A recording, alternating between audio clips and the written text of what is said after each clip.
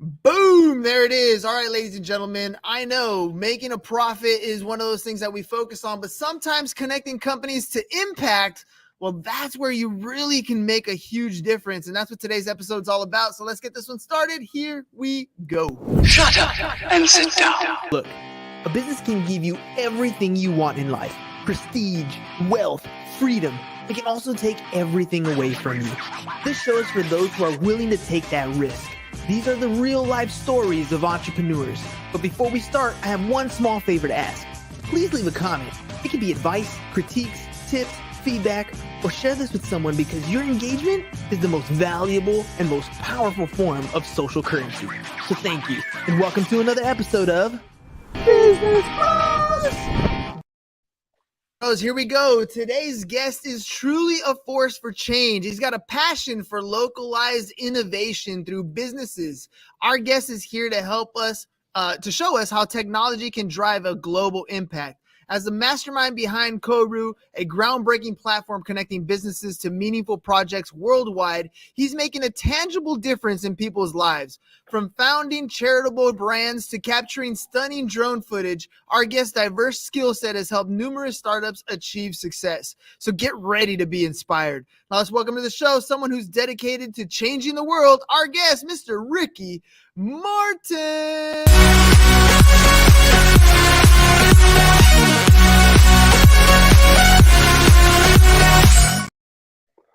Ricky, welcome to the show.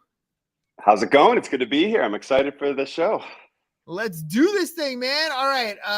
Classroom full of 17-year-old high school seniors. If you could go back as a 17-year-old yourself and give yourself some words of wisdom, what would you tell yourself? Would you be on the same journey, or you think you'd be somewhere else? It's a good one. I think I would, give myself a nice slap in the back and say, challenge everything you can. I had no concept, I had no idea of starting a business, about kind of pushing the boundaries of what we deem our normal society. And if I were to say, hey, 17-year-old Ricky, like, you're about to graduate high school, find yourself a good mentor, lean into them and really discover like what your passion is and go do it. I think if someone told me that, I'd be in maybe a different position, maybe the same, who knows, but it would definitely have a different vantage point of how I approach life and business and everything in between. Yeah, you got to remember though, at 17, it doesn't matter what an adult tells you; they don't know what the hell they're talking about, right? that is true. Maybe someone who's just in college or just out of college or something like that. Stepping stone mentor, right? Perhaps. Yes, stepping stone mentor for sure. All right, Ricky, you're an advocate for localized innovation through business. How do you envision technology playing like a pivotal role in driving social impact on like a global scale? Yeah, I could go down a long path on this one, but I guess the simple answer is to look at technology not as, the bells and whistles of iPhones and fancy drones and AI, but technology in itself is anything that's able to help create something that you wouldn't have before. So this could be something as easy as a radio show, or maybe a TV broadcast, or even a camera that's filmed somewhere that has some access to something and then shown somewhere else that can provide education and a means to a new end. And so looking at innovation and using technology on a global scale, I always like to say it's about putting on a different mentality, where how can you take a bit of creativity and applying things that you would have in a single silo scenario, and how you can make that work for other scenarios. And a good example is like we every day we find ourselves using a phone to drive around, use GPS.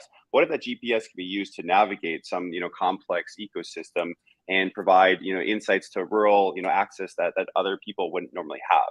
And so simple things like that could enable people and other individuals and societies around the world to really create a difference. And all it takes is one step, one different level of access, and then you're on to a new path, and that's a perpetuating cycle of growth and change. And that's what we're really trying to create with this step forward to that. Well, tell me a little bit about that change that you're trying to put out there. If you can explain what you do, what your business does to like a fifth grader, how would you simply explain what it is that you do? Who's that ideal person that you're trying to target?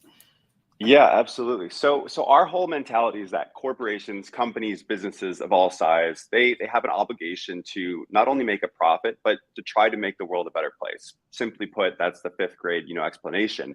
And so what we do is help create that change.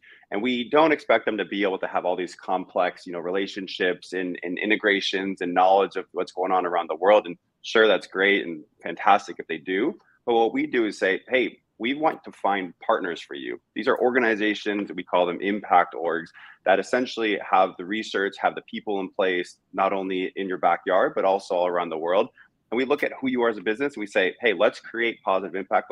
Let's create some change in the world. And let's connect you to the organizations that are actually doing that, who are on the ground, who have the people who have trained for their entire lives to do this sort of work, and create those, those collaboration pieces, and, really build this positive and positive growth in the world trajectory. Absolutely is the plan forward. Impact is vitally important, and one of my favorite lines is a Jim Rohn's line that says basically you can have everything you want in life if you can help other people achieve what they want in life. And when you make an impact in your community or in your industry, it really is that ability to give back. And a lot of the companies who do that tend to be a lot more successful than the ones that don't. So when you're coming out and you're talking impact, but you're also focusing on making sure that these companies are profitable, how do you kind of balance the two? Where does a company say, okay, yes, I have the resources to do this, to make an impact, to make a change, or are you getting that pushback that says, nah, we don't got time for this right now? Yeah, it's a great question, and we certainly do get the pushback. And our response is that we're at this stage in the world, and it's beautiful to see, because even 10 years ago it wasn't like this. But there are these public pressures, say investors, employees, consumers, and they're all trying to put this emphasis on the companies, the businesses, to try to, like I said before, make the world a better place.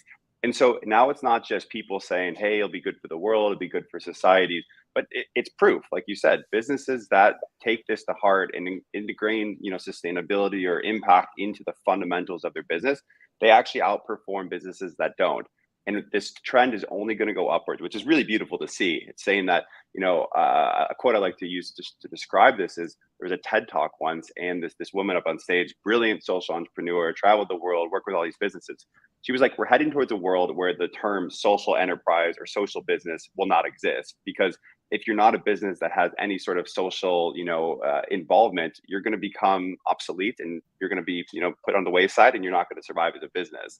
And that's, I think, the overall mentality is like, this is the direction that we're going with our society, and you either have to adapt and formulate those changes to find success, or you're going to be left behind.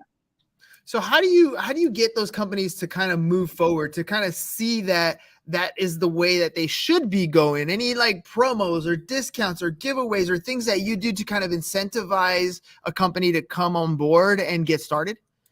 Yeah, absolutely. So right now, and not to throw too much of an advertisement out here, but we're in our early stage. So we're like still in the beta phase where we're working with early stage customers, and we do consulting services in addition to our technology enabled services. So right off the bat, if you reach out to us, you can say, hey, I saw you on the show. Business Bros is an awesome place to get my business know all. And we'll help you out and find basically the root of what you should be focusing on, and use technology to help enable that. But overall, I like to use the quote by Mother Teresa. She said, "If you can't help everyone, just help one person." And that's the mentality that we have with the company. Is like, we don't expect these companies to just like completely revamp and radically transform their entire business, but just integrate the littlest change, the smallest little metric, the smallest little goal, and eventually it's a stepping stone until creating something larger. And that goes to a personal level as well. It's like, I'm not asking, my friends and family to, sell their house and move to a third world country or anything like that. But if you can just integrate these small decisions into your everyday life, collectively as a human society, we have incredible potential to do good in the world. And that's what we're trying to, reciprocate and scale as a business. I ignored my destiny once. Want to ignore your destiny. This is where you want to go. So let me ask you, Simon Sinek talks about that why, right? Why is it that you're doing this? What is it that brought you here? So that's basically the question I want to ask you is, why are you doing this? Because I want to know. That is a good one. And to be frank, I get asked that quite often. And I'll share a little story that I know my mom, if she ever watches it, would be proud of me sharing. But she loves to tell us one at, coffee get-togethers and this and that. But when I was, I think, 9 or 10 years old, I have a December birthday. And long story short, on my birthday card invitation, we were going rock climbing or something. And I told all my friends that instead of giving me a gift, to instead buy a gift and donate it to a local shelter, so kids can have a Christmas present. And my mom and my dad, they still tell this story, and they're like, we have no idea where he got this idea from. He just decided to do it. And I think like that drive and that kind of like, I guess, motivation to try to do something good in my life has just always been a foundation. And I grew up in a good neighborhood, suburb of Chicago. Was very fortunate. We traveled a little bit, got to see different parts of the world and whatnot. But it was just always this kind of obvious, vantage point of like we're here, we're fortunate to be here in the position we're in. It's our obligation to do good. And, like if it's, one little thing you do every, weekend, or if it's you're devoting your entire life in your business or you're moving somewhere, like it all has its ways of ebbing and flowing. But for me, I just think that, we have one world, and, the whole cliche of like, how do we want to leave it for our children and our children's children? It's such a powerful sentiment that we don't really deeply resonate with or think about. And it's something that I think that we should all, take a moment to ponder from time to time. So you mentioned Mother Teresa, you start going biblical, you have Jesus. A lot of these people are giving back and really trying to help their fellow man to have a better way in this world, which is all great. But when business, I always say, like, your number one purpose is to be of service to others, but your business's purpose is to make a profit. So how are you making money on this thing? How are you surviving and paying your bills? If you're good at something, never do it for free. I love that Joker line there. So we've created, and kind of my whole philosophy has been around this business for good. And my research, both in my master's program, also my PhD program, is on this concept of nonprofits are completely essential and mandatory. I will, say that disclaimer at the beginning by saying this, but my belief is that business is what creates catalyst for change. Business is what causes innovation, and the competition to do better is what breeds new developments and things like that. And so my whole philosophy has always been in the realm of merging the gap between society, like social good, and business. And so Koru, for example, we consider ourselves, and we actually rebranded a little bit ago from the term philanthropy, which is our original name. It was getting this connotation that we're a charitable group. We're trying to do charity work and donations. And we're now Koru, which is stating that we are a high growth technology startup utilizing AI technology, machine learning, all these innovative technologies.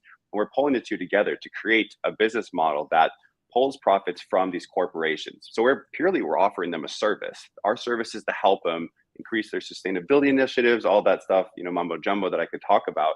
But the cause and effect, the effect that then comes from that is their ability to partner with these organizations. And the response that occurs is the social good that happens. And so it's that whole idea of, you don't have to just start a charity or non-for-profit to do good, but there's so many different avenues of business that can create that growth in a positive direction that can help in the longer term of things. I think there's a way to look at it. The attention span of a human being today is so short. Like, I literally have my students, if we don't drop in a movie quote every once and again, right, they're going to just get lost. Are you not entertained? Is this not why you are here? My friend, you're literally wearing multiple hats, everything from running a charitable clothing brand to consulting for startups. How do you maintain your focus? How do you balance across all these diverse ventures? I mean, I think it'd be great advice for the kids over here who have like 6 classes and are trying to focus their attention on one to get an A and then move to the next one. How do you balance that?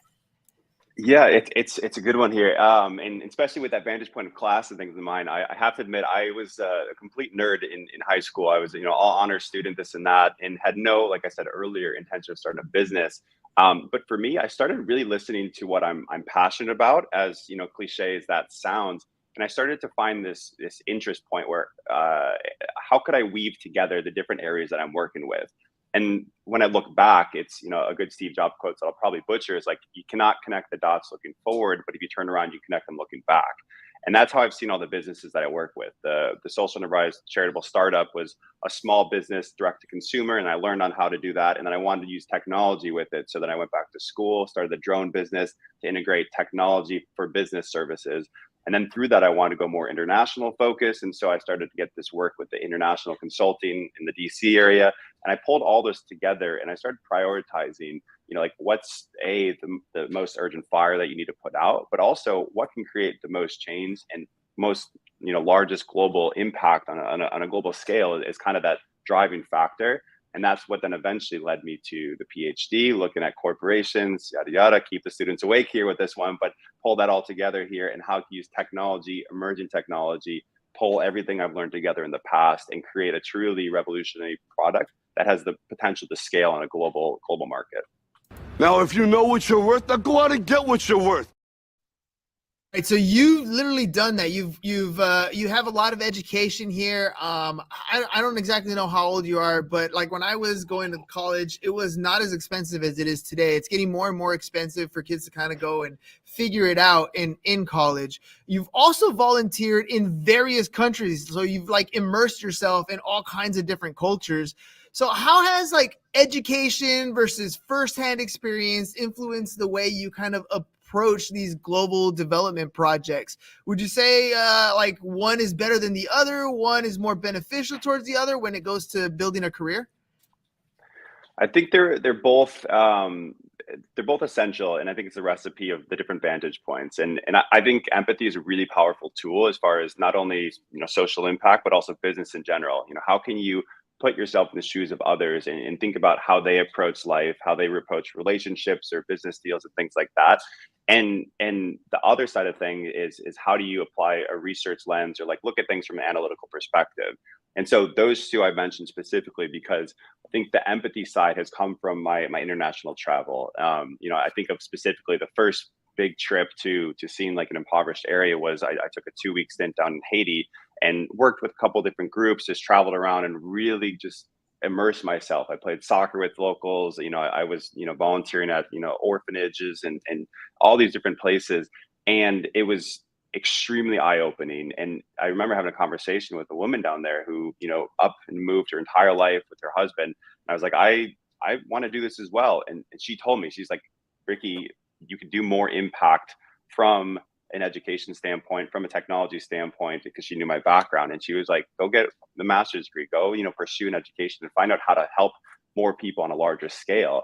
And I took that to heart. And so pairing that with the education piece, I now look at business and I say, how can we look at this through a research-driven lens? What is the steps that we have to take to ensure that what we're doing is like doesn't have unintended consequences, or isn't something that's been done in the past and failed, and that's why it hasn't happened again.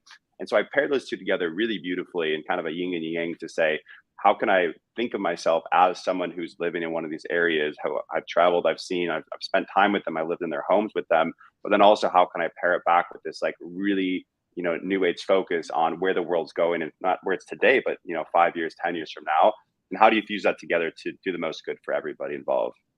That's a lot to be able to take on. I mean, it looks like you're trying to connect some dots going forward. And like you said, it's not the easiest thing, or at least Steve Jobs said it's not the easiest thing. So how about for a company? Like sustainability has got to be one of the key aspects of what you do with these companies. So how can a business, maybe regardless of its size, big or small, how can they integrate some of these things and then still have sustainable practices that foster like long-term positive impact? Like you said, you want those you don't want the unintended consequences. You want to know what's going forward.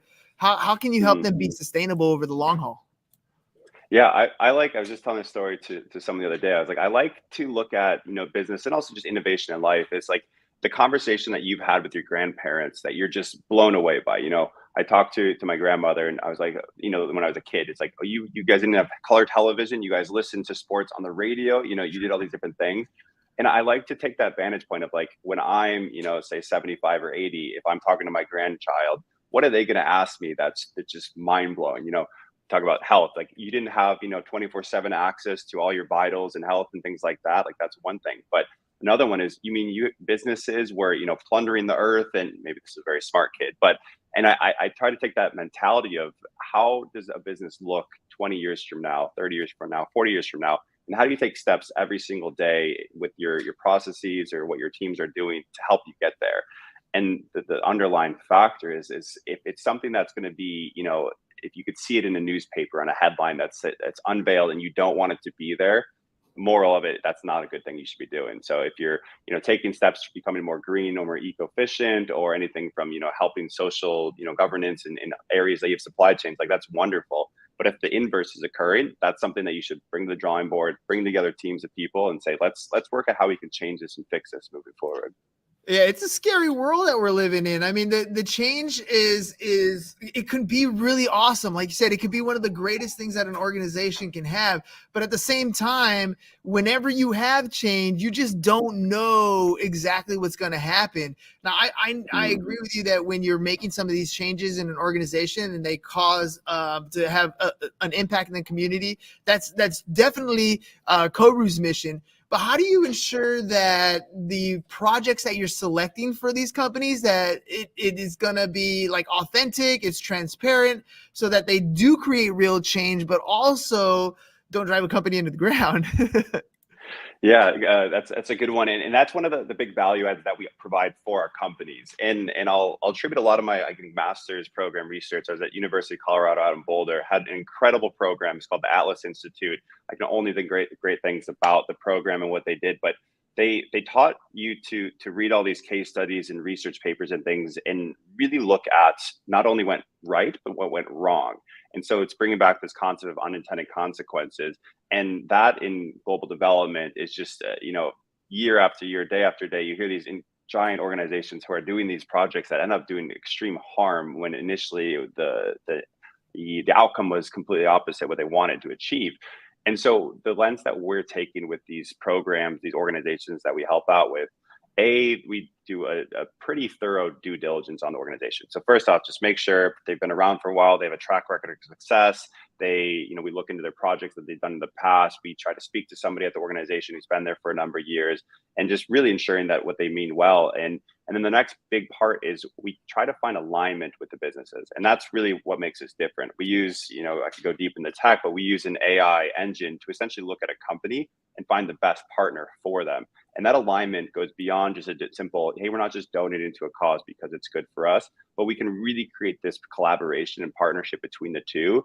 And that in itself has the ability to ensure that they're talking about the project that they're doing, the work that they're doing, and ensure that it has a better long-term and short-term ramifications with the work that they're doing. And so you pair it all together, and a few other kind of fail safes that we have integrated. And that's one of our big things is, like, we know that there's a ton of organizations out there, but what you may not see behind the scenes is they could be, funding. We've heard everything from funding the mafia to funding like ill-minded projects, or like half the money's going to this sad corporation and things like that. And it's just doing the best to mitigate that at the end of the day. So, when it comes to collabs and partnerships, those are, we talk about that in marketing all the time. Some of the best partnerships that you can have is when some of the best marketing success you have is when you partner with other companies that either bring your company into a good light, or they have a great product that you kind of align together. Chips and soda, for example, are one of those two products, right? So there's a lot of entrepreneurs that might be interested in aligning strategies with other partners or other collabs to make some of these impactful projects. What advice would you give to them who are looking to embark? Maybe they've never done it before, and they're like, look, this is something that is definitely interesting for me. I want to do something like this. They have a purpose-driven journey. What advice would you give to them if they're looking to get started? Yeah, I would say kind of my initial advice is go for it. Try to challenge everything. We get set in this mindset that, like, oh, you work with this company, you have to follow the traditional path. But if you're, even a student, or you're working at a company, you just have some free time, reach out to one of these organizations or groups and be like, hey, I'm a fan of what you're doing. I'd love to learn more. And if they're receptive, if they're like an open, innovation kind of cycle, they'll encourage that collaboration. They'll want to hear your story and hear what you have to bring to the table, because that collaboration, like I said before, is what really can create unique change. And so I think the first step is just, reach out to someone. If you have them in your network, great. You can get an introduction, get in the door. That's always, step one. But I think just take a chance and don't be afraid to, get denied or say like, hey, we're busy and whatnot, because that's inevitably going to happen. But just find a project that they're working on and maybe volunteer your time. Be like, hey, I've done a little research on this. I'd like to go a little bit further for you. Could you use this? And more often than not in this space, everyone is looking for help, assistance, an extra idea, another pair of eyes, and they'd be more than likely to have you involved with it. And if they're not, maybe that's not the right group for you regardless. And if they are, then you'll find a new group of, cohorts and colleagues potentially, and you never know what that'll lead to. Yeah, but the way you're going to get into a lot of these careers today also is by doing a lot of this volunteer work, getting your foot in the door and doing some of the work, being part of the group, because when that job opens up, they're usually going to go to people who already have the experience, and you having the volunteer experience and already connecting with the staff who's already there, it opens up so many doors. Even if you don't end up going in the nonprofit route or you don't end up becoming an entrepreneur, it is definitely a way to contribute to whatever's going on in society, whatever you find impactful, whatever's, near and dear to yourself, but also open up opportunities where maybe a career can happen in something that you already love and enjoy doing. All right. We're getting low on time here, so I want to make sure you get some plugs in. People want to reach out to you. They want to work with you. They want to find out more about maybe connecting with partners and collabs. How can they do that? What's the best way to reach out to you? Yeah, so I know you're doing great with the email at the bottom. So my name, Ricky.Marton, Marton at Koru.global. Email is the best way to do it. Perfect. Good plug there. And really the fun part about my business that I love every day is we're in this sponge state where I say we're talking to organizations, companies, research groups, everyone in between. And so if you work at a company, if you work in an organization, if you're a student, if you're doing research, we're trying to pull everything together and create that, collaboration continuum. So I urge you, reach out, say, hey, I saw you on Business Bro, shoot me a message and just say what are you interested in? And we'll find time to hop on a call, or if you're in the area that I'm traveling around to, we'll grab a coffee. But I encourage you to do so. And, like I just said in my advice, we're always looking for unique individuals or, keen insights and new experiences. So please, I urge you to reach out, and we'll be looking forward to hearing from you. Awesome. All right, Ricky, I got one last question, man. I'm always looking for video testimonials because it's really how we're able to grow the show and grow our business.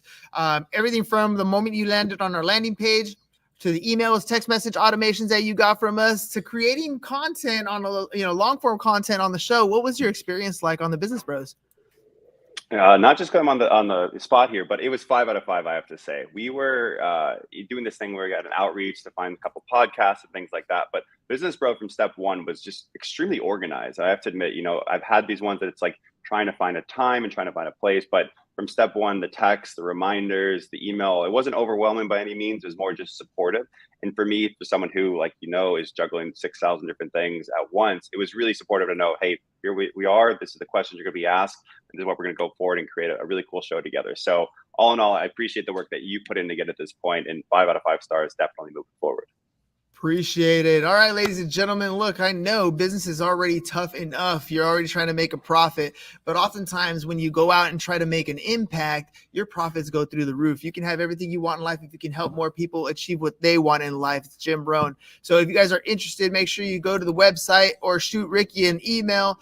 His website is koru.global. That's KORU.global, or you can shoot him an email, ricky.marton, MARTON at koru.global. And that's it. It starts with a conversation. See where your company can benefit from partnering and collabing with other people. You never know where it's going to go from there. Ricky, thank you very much for being on the show today. Ladies and gentlemen, we'll catch you guys on the next one. Peace. And we're out. Thanks for your time. It's over. Go home. Is your business in need of marketing? Try starting a podcast, but not just any podcast. Podcast like a pro. We can show you how to take your business from being invisible to becoming a brand people trust. Go to www.businessbros.biz to get started today.